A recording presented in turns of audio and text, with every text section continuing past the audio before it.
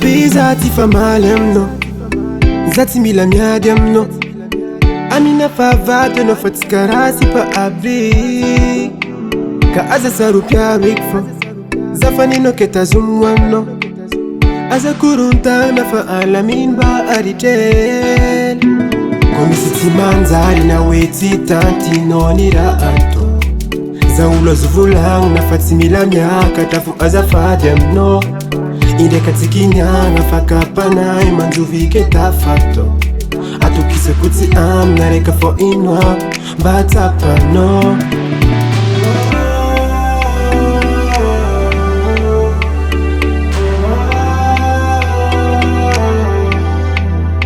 Vidya banyuratu ati manzari asarut. Ila mifangara kajirare kaditafa. Vidya banyuratu ati manzari asarut. Ila mifangara kajirare kaditafa.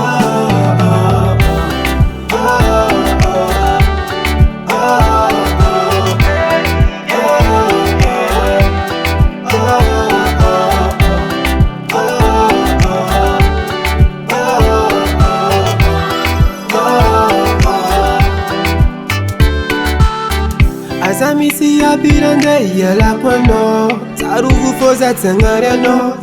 Kwa zenge dala ngatilo. Vitande kunikito kundela kono. Te kujabe fa matemo. Matani kafite va kwano.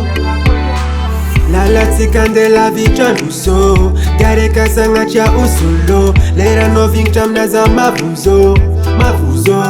Mavuzo, lala tikande la vichan uso. Gare kasanga cha usolo. Lera no victam naza mavuzo.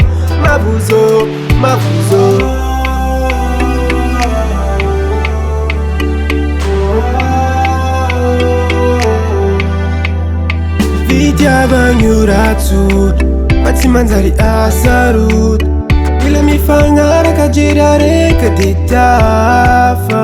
Vidya banyuratu ati manzari asarut. Ila mifangara kajirare kaditafa.